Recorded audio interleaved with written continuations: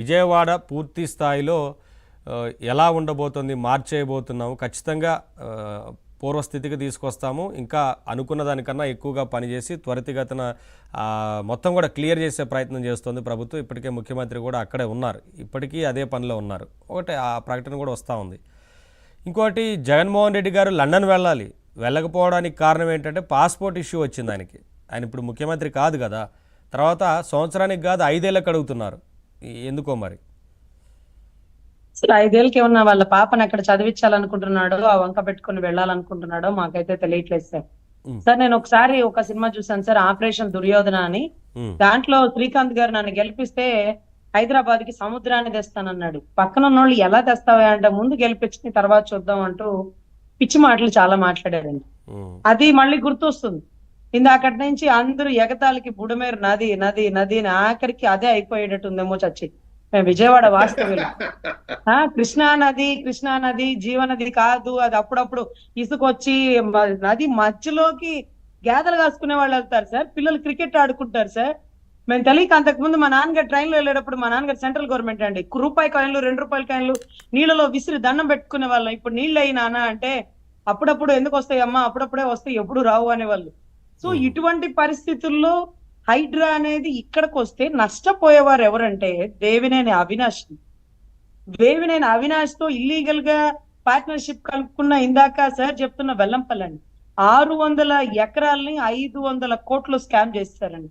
మనకి ఏదైనా ఫ్లాట్ కొనాలంటే కొండల వ్యూ, బీచ్ వ్యూ, నది వ్యూ ఉంటే మనకు కొనాలనిపిస్తుంది.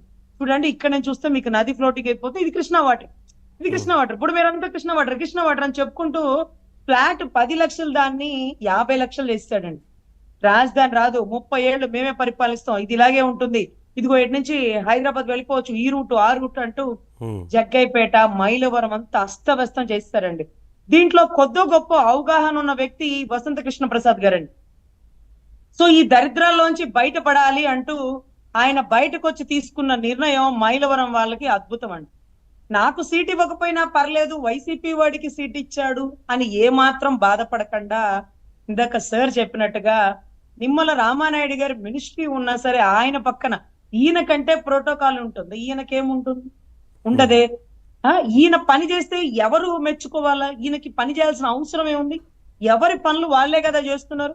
కానీ ఆ ఏరియా గురించి నీకు అవగాహన ఉంది ఉమా, నువ్వు అక్కడ వెళ్ళు, సీన్ లో ఉండు, నిలబడు, ఏం జరుగుతుందో కెమెరాలు పెట్టి నాకు చూపించండి, రామానాయుడికి సపోర్ట్ గా ఉండండి, అతను అక్కడ ఏరియా, అతను ఇక్కడ ప్రాజెక్టులు, ఇక్కడ డ్యామ్లు, ఇప్పుడిప్పుడే కదా వచ్చాడు, నువ్వు గతంలో నీటిపారుదల చేసావు, ఆ ఏరియా మీద నీకు పట్టుంది, నువ్వు అక్కడే గెలిచావు, నువ్వు పని చేయాలి అంటే చిత్తశుద్ధిగా నిమ్మల రామానాయుడు గారు ఎంత పని చేశారో అంతతో సరి సమానంగా పనిచేసిన అద్భుతమైన వ్యక్తులు టీడీపీ ప్రభుత్వంలో ఉన్నారండి. కనీసం చంద్రబాబు గారు పలకరించకపోయినా మా బాబు గారే ఏం చేసినా ఆలోచించి చేస్తారులే, విజనరీ ఉన్న వ్యక్తే, పార్టీని పటిష్టం పరుచుకుంటే చాలు సార్, ఎవరు నుంచున్నారనేది కూడా చూడరు సార్. అసలు తెలుగుదేశం అభిమానులకు ఉండేటటువంటి ఆలోచన నిజంగా ఇక్కడ నుంచున్న ఎమ్మెల్యే మీద ఉండదు సార్. మా బాబు గారు నుంచోబెట్టారు ఇక్కడ ఈ అమ్మాయిని, ఎందుకు నుంచోబెట్టారో బాబు గారికి అన్ని తెలుసులే, ఓట్లేసేద్దాం పదండి, మనకు అన్ని తెలుసు, ఆయన ఉన్న పైన ఏడుకొండల స్వామి కొండ మీద ఉన్నాడంతా ఆయనే చూసుకుంటాడు అన్నగన మా లాంటి భక్తులు అనుకున్నట్టుగా టీడీపీ వాళ్ళ దగ్గర ఉండే బ్రాండ్ అదేనండి.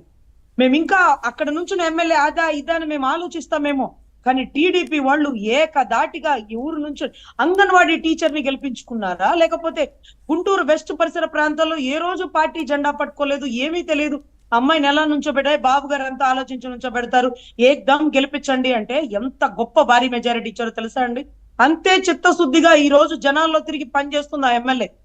భయం ఉంటుంది, భక్తి ఉంటుంది, టీడీపీ మీద నమ్మకం ఉంటుంది. బాబు గారు అంటే బాబు గారేనండి, చంద్రబాబు గారు అనే పేరు కూడా ఎవరు వాడరు.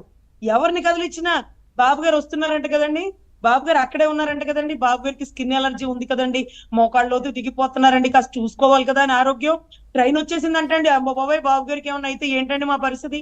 రాష్ట్ర భవిష్యత్తు ఆయన ప్రాణం మీద, ఆయన నోటి మాట మీద ఆధారపడిందండి. ఆయన ఎందుకు నిద్రపోకుండా అక్కడ ఉంటున్నాడంటే జగన్ గారు తెలుసుకోవాలి. అధికారులు నిద్రపోవాలి అంటే 74 ఏళ్ల వయసే ఇక్కడ పనిచేస్తున్నాడే వయసు గల వ్యక్తి, మేమెలా ఇంటికి వెళ్తాము అంటూ పండగలకి, పబ్బాలకి, రాత్రులకి, పగళ్ళు ఇంట్లో భార్యలకి, బిడ్డలకి వైరల్ ఫీవర్ వచ్చినా గానీ కొంతమంది అధికారులు అక్కడే ఉండి పనిచేస్తున్నారు సార్. రైట్. అది ఆ డిసిప్లిన్ ఆయన చూస్తుంటే ఆయన బస్సులో ఉంటే ఎలా వెళ్ళిపోతారండి అధికారులు? ఎన్నోసార్లు అసెంబ్లీ సమావేశాలు అయిపోయినా సెక్రటేరియట్ లో కూర్చొని పనిచేస్తే అటెండర్ సైతం ఆరైంది ఇంటికి వెళ్ళాలి కదండి అంటే, ఒక అమ్మో, ఆయన భరోసా. పైన కూర్చొని పనిచేస్తే మేము ఎలా పోతామండి, పనికి రాక్షసుడండి, అధికారులతో నిలబెట్టి పని చేపిస్తాడండి అన్న విషయం రాష్ట్రం మొత్తానికి తెలుసండి. ప్రతిపక్షంలో ఉన్న Yes, yes. అధికారంలో ఉన్న రాజు ఎప్పుడు రాజేనండి. మా అధినాయకుడు అందుకే అన్ని సార్లు ప్రజలకు ఆయన్ని భరోసా. తలుచుకుంటారు సార్. థ్యాంక్ యూ రజనీ గారు, థ్యాంక్ యూ సత్యమూర్తి గారు డిబేట్లో పాల్గొన్నారు.